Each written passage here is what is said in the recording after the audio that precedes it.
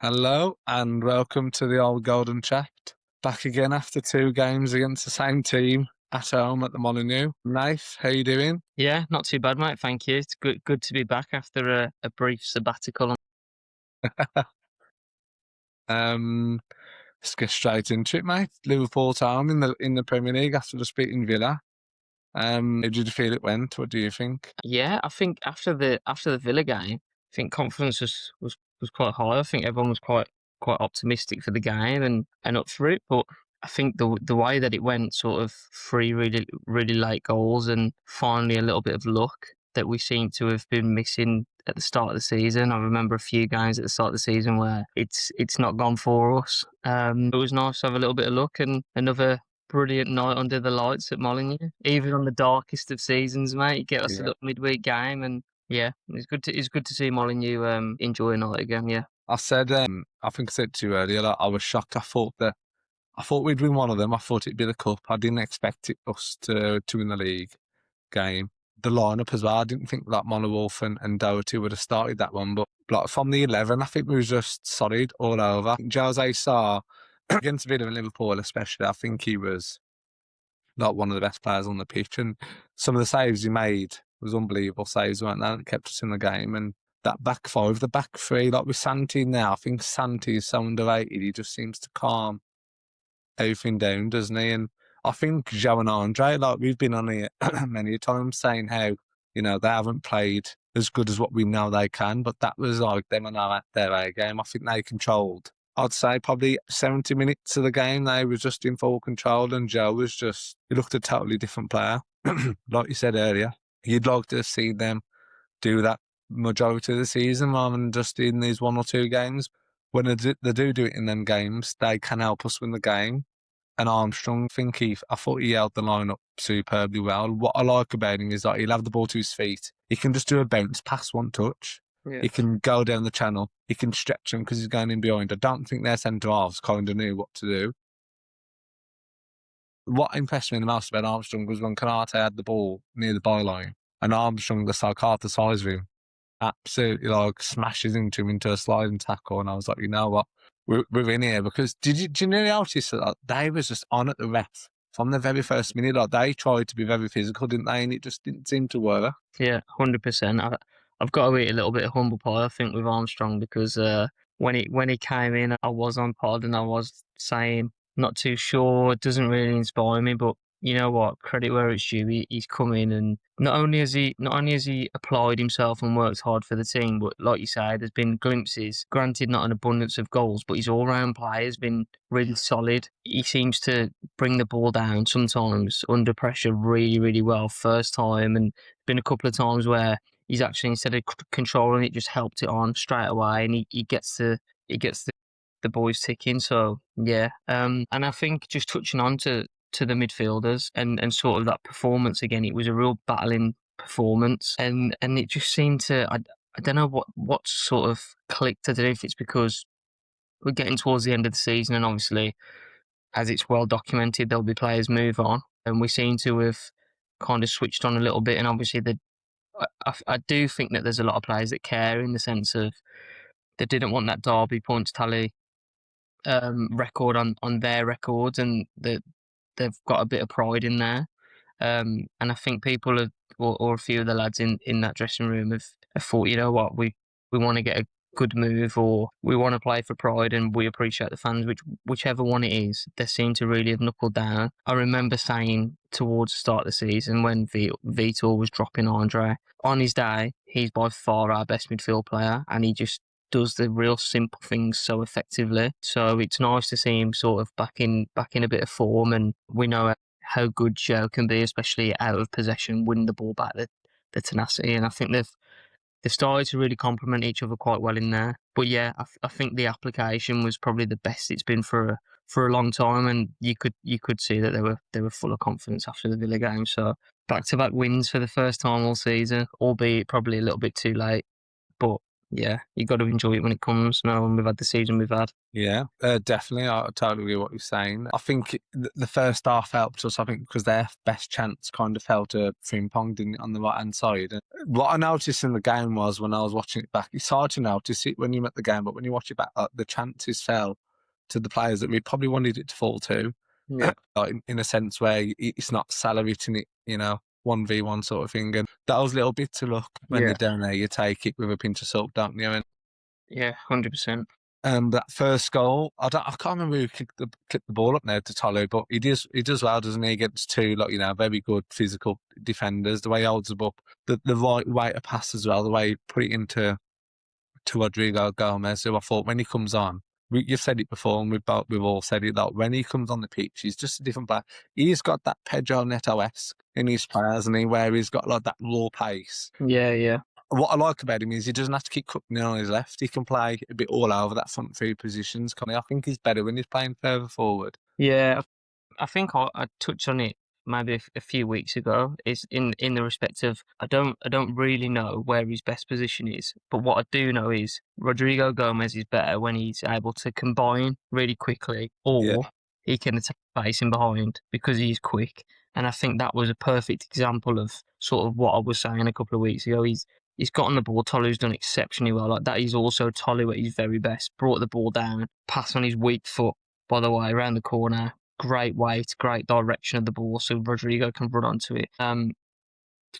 And yeah, like he had that open space. And listen, Canate is not a slouch because he was very close to catching Rodrigo, but he just attacked that space. He's just got that like fox in the box sort of instinct, hasn't he? When he can almost sense the goals coming. And there's been times where he's run in like from a channel and managed to get in there, and he just seems to smell out the opportunities and then just take a moment to appreciate how good that finish is, by the way, because that is a world class finish.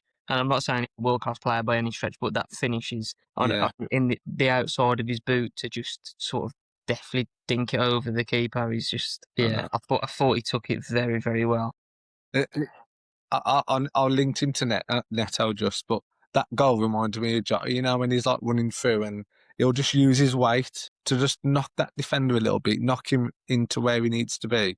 And it kind of sets him up to how he has to hit that shot. Like, he didn't have much choice, did he? Like, he had to hit it that way. Yeah, And I and think I it was think that just, probably helped him as well, him in the sense yeah, that he didn't have time to overthink what he was doing. No, it was like, right, I'm attacking that space. He knew he was driving in the box, but then keeper's coming out. Nate is close to getting across. He's got that split second to make the decision, and he's probably not even consciously making it right. He's probably just thought, "There's the goal. I've got to try and put a finish together," and he's not really had a chance to process the exact finish that he's going to do. But yeah, exceptional bit of play and just clever. Liverpool were playing high most of the game, and they want to suffocate you. And like, obviously, we'll touch on the cup game as well, but it was very similar then. Play right on the halfway line and press the ball and try and force you into mistakes. And I mean, even the I'll call it a pass and give Chichua a bit of credit, and it wasn't just a hopeful hit, I don't think. But even that was just like brilliantly aimed. It wasn't hopeless into a channel. It was, we can see where Tolu is on the pitch, and yeah, just clever to bypass the press, and then really good hold up and excellent bit of play from Rodrigo. Yeah, like I said, that they were quite physical that game, and they tried. I think they thought they'd the better skill than us. I think if they bullied us, they'd roll us over. They just didn't, did they? And we battled, and like I say, I think that was one of the best second halves that he's had again. He seems to be a player of two halves. He'll have moments where like the winger would just, in the cup game, like I think he was again a bit destroyed by that Rio kid. In the league game, he was quite brave on the ball, weren't he? And when he's got the ball 1v1 with a fullback with his pace, he has to be taking him on. There's no point in keep bringing the ball back. He has to take it on, and I think in the league game he was doing that to his advantage. Their goal comes from a bit of luck, really, because Bellegarde unfortunately gives the ball away in such a bad area like that. I felt sorry for him in a way. Like, I've been on the air slating him many a times about him, needing to do better. But I just think then the idea was that I knew what he was trying to do, and it just, how unfortunate there that it just falls to Liverpool with with the part. Did it fall straight to Salah? It fell straight to him, didn't it? Yeah. Salah sort of nipped You, in could, before you Crash. couldn't have made a worse pass. So unlucky. I felt sorry for him. But again, I think the way Salah hit that ball, like I think he put Salah off. I think Salah was. How many times have you seen Salah when he's running through like that? And he's waiting for that defender to make the move, and he just in and it bends it round the corner. I think Salah seemed like to be waiting for that because I'm sure moments before that, Salah had made a wonderful save, and he Yeah, just tipped it unreal. round, didn't he? Like, and he makes that world-class save, and then he gets beat near post. I felt so sorry for him, to be fair, as well. Yeah, I'm glad you brought that up because I was going to mention the same thing. Moments before he shouldn't say that, Nah. but I think the nick off. I don't know if it was mascara. It's just helped it sort of onto Sar's fingertips for him to tip it onto the post, and then I don't know. I felt a little bit disappointed, I must say, with that goal. And I don't know if it was because I've watched Sar make that save, and then you're like, oh, what a save, and then I like weak foot for Salah, and yeah, listen, he hit it well. I thought He got a strong hand to it as well, didn't he? But he just yeah, seemed to go and he seemed to hit it down, didn't he? that's what I'm saying. Yeah, I think Cressy did well. He did everything right when you're dealing with Salah. Right, he didn't let him cut back onto his left. He's held him.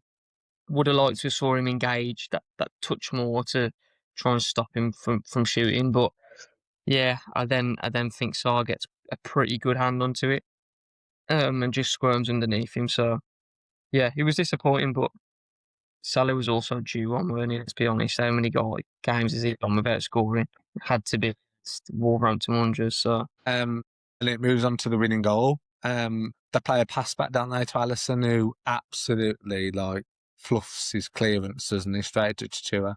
He just knocks it into a decent area where hopefully someone picks it up. And I think that helped Andre because when he picked the ball up, I think it was good for Andre not to have a pass on because he was a bit stuck on what to do, weren't he? And he looked absolutely shattered, didn't he, at that point? And rightly so, he worked his socks off. And I think all those feelings must have helped him because he just absolutely hit it, didn't he? And he kind of scuffed it a little bit. I think it was going wide, but that deflection that just took it out of Alisson, you saw the celebrations at the end, like the players were just off their feet, weren't they? And they did deserve it, I think, in that game. I think if Liverpool when Salah scored, I was thinking Liverpool are going to beat us here, but our players actually, I think, deserved it, to be fair. I think we did superbly well against, the champions. yeah, no, 100%. And I think it's like we've just touched on before. We've gone live at the start of the season. There were so many games where I just thought that little bit of luck has just gone against us, and it's almost been the story of our season. There's been quite a few games where we've played really well,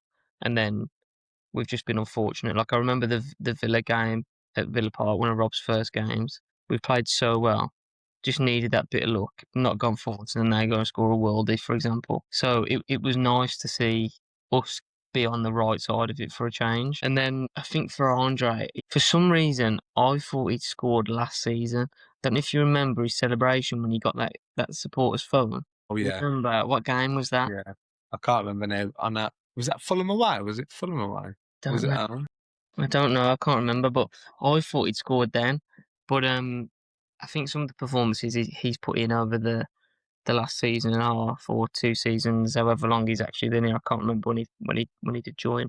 He's been deserving of a goal. Like, I'd say 75-80% of his time at Wolves, his commitment's been really good, and he's been one of the best players on the pitch. Unfortunately for him, he does it so deep, doesn't he? He doesn't really get the opportunities going forward. But yeah, it was a nice way for us to win the game, and like I think that guy is someone that's deserved a little bit of luck as well, because he's had some immense games for us, especially when he first joined. He was pulling the strings, and I was just like, wow, what a player we've got in our hands. So yeah, it was nice. It was nice. And I think Rob Edwards made the subs perfect as well, didn't he? Like, I think when he made them, Liverpool was starting to get on top, get a bit of an edge. There's having some chances. He was always falling to, like, the players that, like I said before, that you didn't want to, that you did want them to fall to be fair. But I was going to ask you a question. What did you see the way the Liverpool players was reacting around the referee? That was so annoying in that game. I just don't believe how the ref was just allowing McAllister and the other midfield players and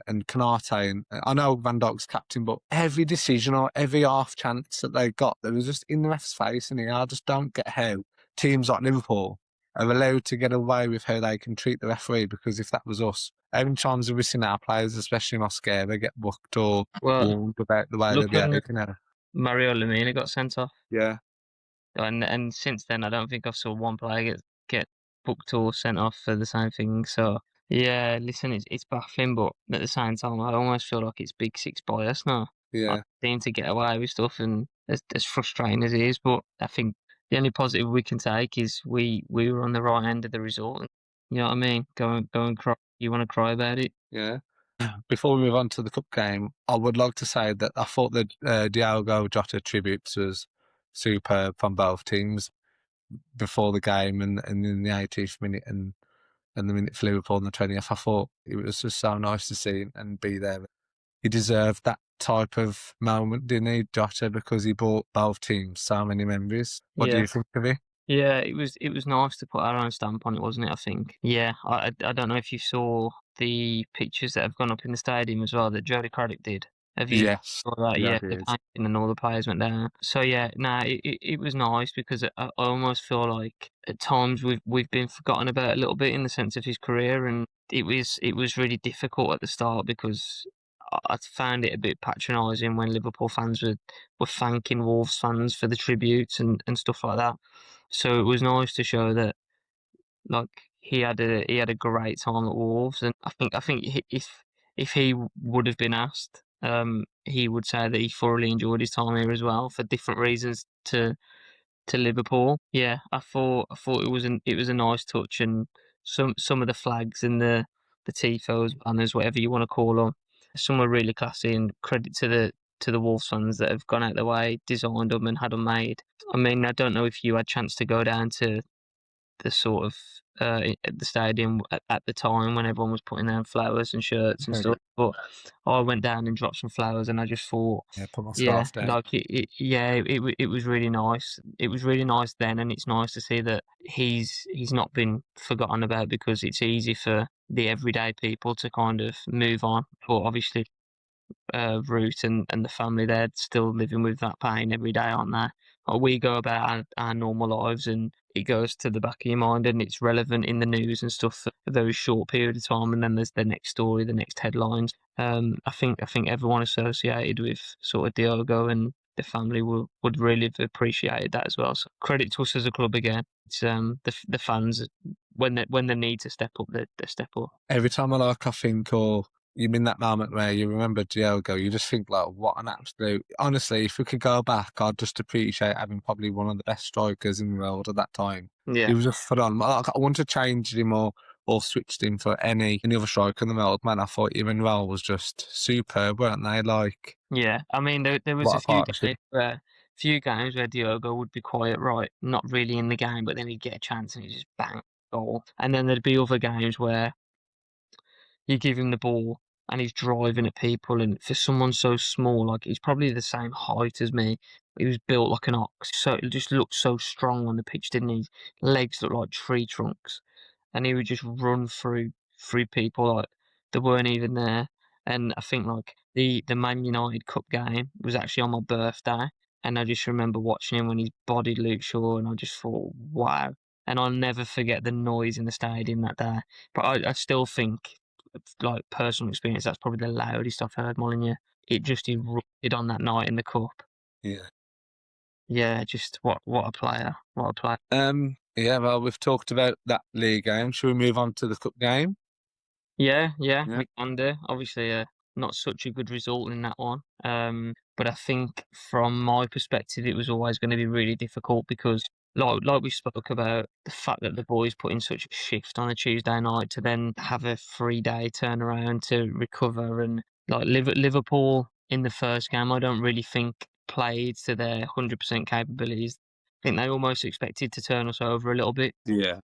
Their application wasn't as good as ours, but at the same time, we're bottom of the league for a reason now. So for us to go and get a result, we've got to be very close to absolute maximum. And I thought that showed, as well as obviously Liverpool then being disappointed, wanting a reaction themselves. So they stepped up, brought their A game.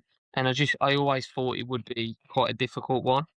They was just on it in that cup game straight away, weren't they? Like you could tell they came with a bit of a vengeance, Yeah, and yeah. They looked that, sharp. yeah. Movement was good. They moved the ball. Um, Every obviously, second ball they seemed to want to get, didn't they? yeah. I think they looked at it, didn't they? And that I think they were probably when they analysed the game, which they would have done. And I know they stayed in the area for obviously for the Yeah, I saw that. Yeah, go back. They would have looked at it, and it 100% would have been spoken about because the reason they lost that game was because Wolves wanted it more. Wolves didn't play the better football in the first game. Like in my opinion, we just battled more. Like we were resolute, we defensively sound, and then we picked a moment to go and get 1-0 up and then earned a bit of luck through hard work, if you can use that pun. But second half, I think, not second half, second game, sorry, Liverpool just looked that little bit more fired up and they wanted to kind of make sure that they got revenge. And then you just look at the goals, how quickly they came. I think Rob Edwards touched yeah. on it, but what was it, 93 seconds between the goals? You just can't switch off and let Salah be at the back post and have a Just a third kick in fan the stop teeth. can. I look at the thing is, right, I look at the first goal and it's just like you've got to do more to get out to Yeah, Robertson. He's took a touch and he's had 4 or 5 seconds to set himself to strike it. Listen, like yes, he's a left back and yes, he hasn't scored that many goals in his career, but for some reason he does like a goal against Wolves and yeah. he's hit it really well, which is obviously unfortunate for us. But I felt we could have prevented it. And then the second one, I think he's put in an absolutely magnificent ball. Like his cross was pinpoint, just sort of saw it like sort of glided to the back post where Salah was. Again, like you just gotta be streetwise. You've just conceded. It's like that next little period, that next 5 minute period. Vital is. Yeah, just make sure that you don't give away another one. That's where my frustration came. It was like conceded one, go and be resolute, go and just dig in a little bit and sort of grow yourself back into the game because there's still plenty of time. And then it just looked a tough ask from there, right? So I think frustrating. that in the cup as well, like, you can be 1-1, you can just play it out and take the game for as long as you need. And like you say, we just didn't sit in, did we? That first goal, I think, was it a case of like they see Andy Robertson on the edge of the box and they're like, what's he going to do from there? Do you know what I mean? In that case, would they have been that slow if it was Gakpo cutting in or and whatnot, or that Rio cutting in? I don't know. I think he was tremendous, by the way. What's his last name now? That Rio. I'm gonna butcher it, but I think it's like Engamoa. Yeah, and Gamal or something like that. He was superb. I thought that first half. I thought he was really sharp. He was making Jackson Chira like just jockeying to his penalty box time and time again, and we just couldn't. I don't think we could deal with him, to be honest with you. But yeah, with that goal, I think we're just kind of glad it was Robertson in that position. But it was a great finish, weren't it? Johnson had no chance. I don't think. I think I've seen the difference between Sam and Johnson like massively because feel like when Sarze, it seems like someone is in control of that back line. Like he seems to be like marshalling where to be. But like you say, when Robertson's putting that ball in, surely out of all the players, you're making sure that Salah's like someone to touch tight to Salah, and he's Yeah. not in that first time. Like I thought that was a bit of poor positioning, to be fair. And I think we missed Andre in the middle, didn't we? They Yeah. just seemed to be running through us a few more so than in the league game, didn't they? Like on that edge of the box, halfway line, like that they've won the ball back and then they're on the half turn. They just seem to have loads of space in that cup game. Yeah, I think you mentioned Andre, and I'm going to flip it and mention Angel Gomes. And as much as I can see the technical ability that he's got, I just don't think we can get away with him in a deeper role. To be honest, I think maybe in like the French league, for example, he's managed to get away with it because he's had some real physical presences around him. But every time I've sort of seen him be in that midfield, I feel like we get run through quite easily. The midfield gets bypassed, and it's just like, yeah. I think he probably came in and expected to stand out in a bad team. And at this moment in time, I think you can see why he's ended up at Wolves with the performances that he's put in. I'm not saying he's like that level, bottom of the Premier League level, because on a technical like point of view, he's quite evidently not. But it did make me look at it and think, you know what?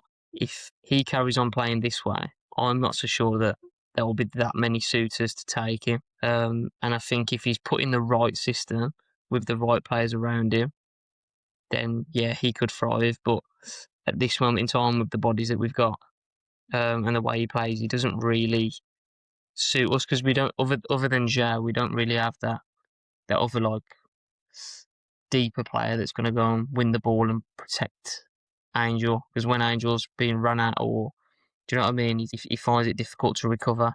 Because when he made his England debut, I think under Lee Carsley, he just looked like. But then again, England are always going to be on the ball, aren't they? And that's his game, isn't it? Like Yeah, a lot in the more the ball. Championship, when we're at top, we're at home to like box. 100%. But I think like we also can't get lured into that full sense of security in the way of like I saw a team on Twitter that had Tommy Doyle and Angel Gomes as your two like base midfielders, Yeah, and it's like as good as that would be in possession, and you could have 80% of the ball, a lot of goals still get scored on transition. yeah. You need someone who's going to break up the Transitions make counter up attack. a lot of the game, and it's like we'll have a lot of the ball, but because we have a lot of the ball, we'll also be higher up the pitch naturally. Yeah, So then you give it away, and you're almost like even if you've got two centre backs back, if you've got a pacey nine against you and long ball comes over the top, chances are it's like it soon becomes either a 1v1 foot race or striker leaves you for dead on the halfway line and he's one on one with the goalkeeper, let alone a defender. So I think it's like understanding that we might have a lot, but you still need the right profiles in there. So yeah, we'll see. We'll see. Like, could he fit in 100%? I think he could, but he'd need like a Boubacar type player next to him, and probably another one that sits in behind. And because Tommy Doyle, as we know, as good as he is technically, doesn't look the most athletic, is what I would say. But I do rate him quite highly, especially at championship level. So who knows? But yeah, interesting that when Angel Gomes has been in the team, we don't look quite as good. We look a bit more vulnerable, so to speak. I was going to say as well to you because I know that you're quite positive at times about Tolu. I just think in that cup game, I don't know whether it's because he's always seems to be in the wrong position to receive the ball higher up. He always seems to be underneath the ball, or he's having to like do a sharp turn, and he hasn't got that in his locker to receive that ball to his feet. Or is it a case of us when Tolu's in there, we're automatically looking for that long ball straight away rather than having a bit of build up and getting a bit closer to him? Or is it a case that when the ball does go up to him, Yeah, like we need players around him? I'm not sure, but he just doesn't see him at the moment for me. I know he made that assist in the league game, but other than that one moment, I'd like to see a little bit more from him. What's yeah, your take? yeah. I'd agree with that. Don't get me wrong. I think he's had some really good games recently, and like as you said, I've defended him sort of on the podcast in the past. He was poor last game against Liverpool. 100%, he was poor, and I think sometimes he can be a little bit sloppy in possession. I think the biggest concern for me with his game is he wins a lot of headers, but they never seem to be anywhere towards the goal. Like how many crosses we put in, it's gone off his head, and it's like it's nowhere near it.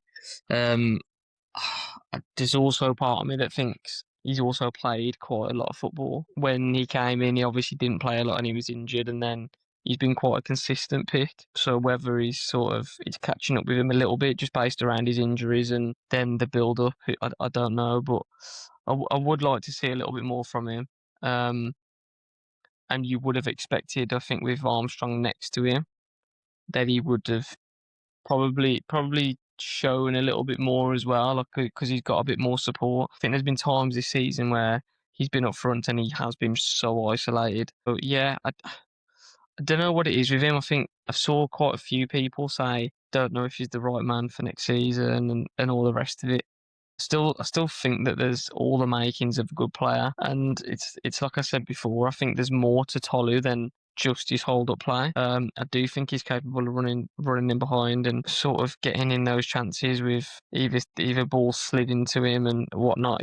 Sometimes he just looks a little bit too clumsy as well. I think like we mentioned with Rodrigo for his finish. I think when Tolu's got more time to think, he looks worse. When he's got less time to think, he seems to be like a bit of pressure on him. Normally he's quite good at like getting the touch on the ball or bringing it down or whatever. I can't remember what game it was. We spoke about it on the podcast though. Do you remember when he had a chance and it was like he stood still in the box and two defenders went flying past him? Yeah, it was a town, weren't he? At home, he missed about Yeah. three chances that game. But like he had that time and he got like he created a chance, but he didn't, because he had so much time. It looked like he didn't know what to do with the ball, and he just froze, and then it somehow gave him that chance.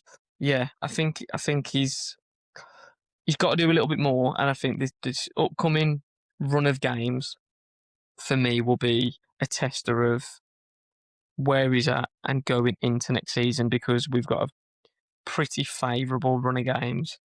And if he still wants to be here, which would be surprised if he wasn't, just based on the fact of he's not really done well enough in terms of goals and assists to warrant a move, other than maybe a loan move. I would expect him to sort of. I mean, what have we got? Eight games left. I'd expect a minimum of two goals return at a minimum.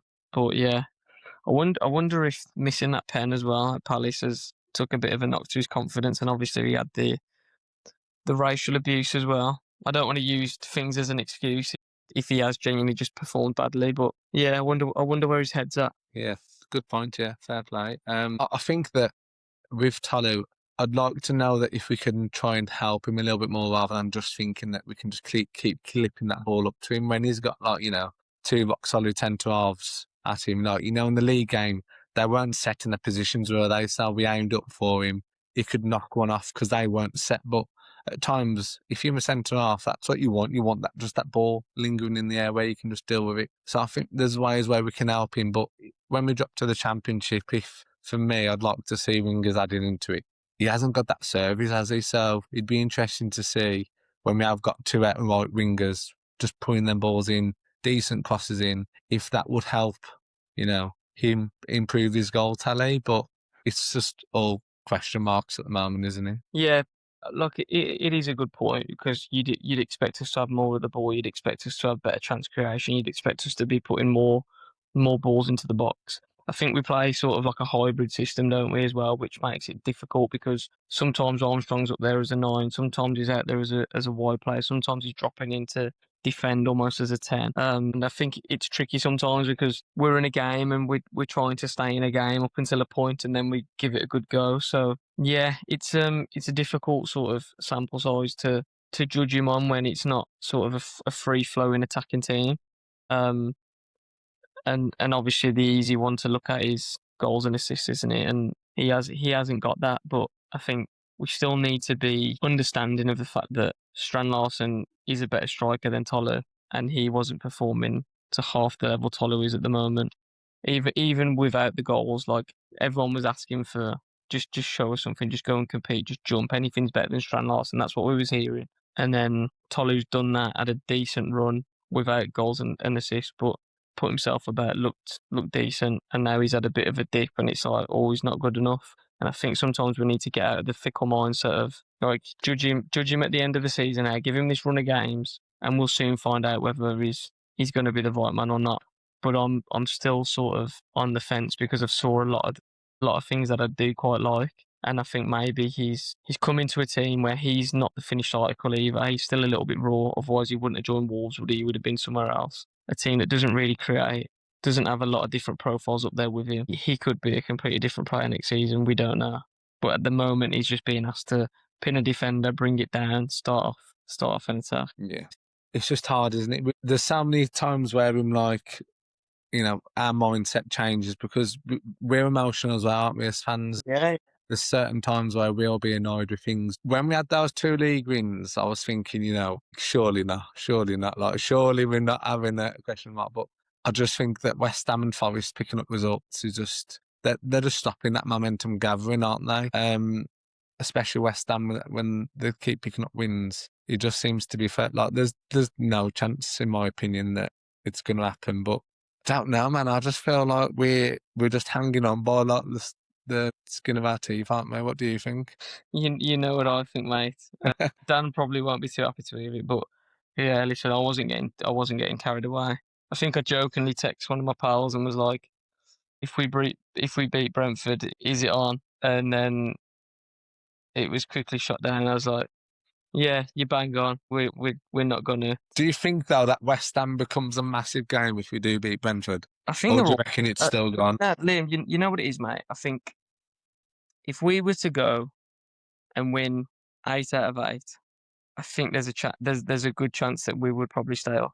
But it's just it's it's not going to happen. You're Yeah, talking a ridiculous I run, know. and that's the difference. If Wolves won 8 out of 8 games, I mean, how many points is that? It's like what 20. 20, So you're looking at it and you're saying, yeah, that would probably, because everyone else is inconsistent as well. And even when they're picking up points, it's like it's the odd point here and there. No one's really put a good run of wins together consistently. So it always gives you that chance. I think I don't as I said to you earlier, I don't think we'll finish bottom. I think we'll finish above Burnley. But you're just asking for too much at this stage of the yeah, season. nah, I do agree. You would need to win 8 out of 8, and as much as I would like us to stay up, because I think it's obviously massive financially. I think with how the season's gone, if we were to stay up now, I would really like to think that lessons have been learned, because we have been so, like, if we were to stay up, we've been so close to being, and do you know what I mean? It's been a real wake up call for the whole club. It's just almost it's the impossible, and this is a team that's won what 3 games. We're asking them to win 8 games at the end of the season. Yeah, I just can't get carried away with it. I'll be honest. We beat Villa, and I was very, so like I said to you, celebrated the goals, but wasn't ecstatic. We beat Liverpool. I was like, bloody hell, this is a turn up for the books. But I just still don't really believe, mate, because it's a miracle, and they don't happen very often. Who knows? But nah, Yeah, so Brentford away next. What's your prediction? tricky one. Just because they're better at home than they are away. Yeah, But when I saw us play them at the Molineux, I thought they were very beatable. yeah. I think it all, Keen Lewis Potter seems to always do well against us, doesn't he? Like, yeah, yeah, he does he love a just game turns against up. Wolves. I think they're quite good at aiming at that Eagle, aren't they? Is it Eagle, the striker, Thiago? Thiago, yeah. But when we got a back three, I think I'm backing Santi to win that battle, to be fair, for some reason. Listen, you know what? With 2 wins on the spin in the league, I'm going to say we make it 3. I was thinking the same. I For just, some reason, I I don't just know, think we get. a little 1-0. I'm going to go 1-0 Wolves. Yeah. I think we can keep them quiet. Maybe I'm being deluded here. You and Dan have just dragged me into this delusion. Yeah, I'm gonna go 1-0 Wolves, and I tell you what, mate, I'll even throw in a goal scorer, and I'm gonna say it will be Jean Rickner Bellegarde with the Yeah, goal. after his mistake. Yeah, I feel You like it's see that in the storyline, so I'll take that. I think it'll be 2-1 then. I think we'll beat them 2-1. I think that could score from a set piece because they're so good at set pieces, aren't they? That long phone corner routines that they do. oh yeah, KO with the long throws. He should be in basketball, mate, Yeah. shouldn't he? I know, it's Well, unbelievable. point of the game.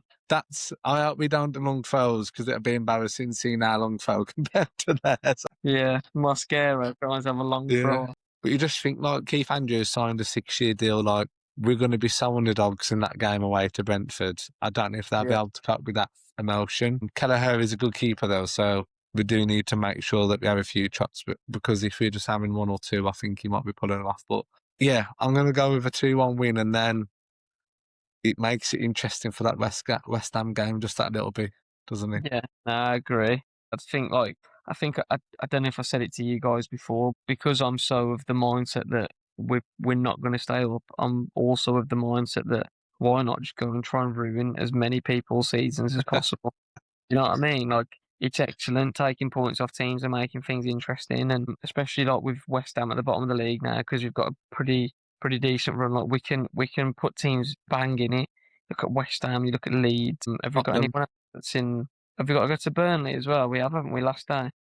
yeah, and we've got Tottenham at our next home game's Tottenham, mate, and then Leeds away. Yeah, you know what I mean? Like, we could go and we could really upset the apple cart and like get people in a situation that just looks worse from with them being towards the bottom of the table. So yeah, hopefully we can get a couple of results and add a little bit more spice to the league table. But yeah, I'm sure Rob Edwards' tricky Wolves will be hard to beat and try and get a result, and then Rob will be running down the touchline again, um, and booting things in the changing room. But you know what I do want to say as well. Sorry, before you sign off, Rob has always been quite, what's the word I'm looking for? Nonchalant about our chances of staying upright. but I don't know if you've clicked on. I saw a few posts. Saw put about the impossible dream, and I tell you who else has posted something like that. Rob's right hand man, Harry Watlin. Don't know if you saw his Instagram caption. So maybe they're cooking up something special, mate, and they think we could go 8 wins on the spin. Who knows? Just imagine. But if they are, then I want whatever they're smoking. So, and I'll happily do it. If we stay up, I'll happily do a forfeit. So if anybody wants to put any forfeit choices other than like running down the street naked, because I do quite like my job that I'm in, make sure it's PG. But yeah, if we stay up, I'll happily do a forfeit and eat my humble pie. No, man, I said I'd have Rob and then Edwards tattooed on my butt cheeks. What? You imagine that one? Yeah, rather you than me with that one, mate. At least you ain't got to see it though. That's true. Hopefully we get a win against Brentford by the time we next go on the poddy. Again, thank you for everyone that comment and like on our Twitter posts and Facebook and watch us on Spotify and etc. If you do see one of our posts, if you're looking at team lineups or predictions, please try and comment because it just helps us and helps the page grow. And we just want to talk about Wolves, don't we? And we just love it at the end of the day. So yeah, until next week, have a good week, everyone. Yeah, thank you. Been a pleasure. Catch you later, guys.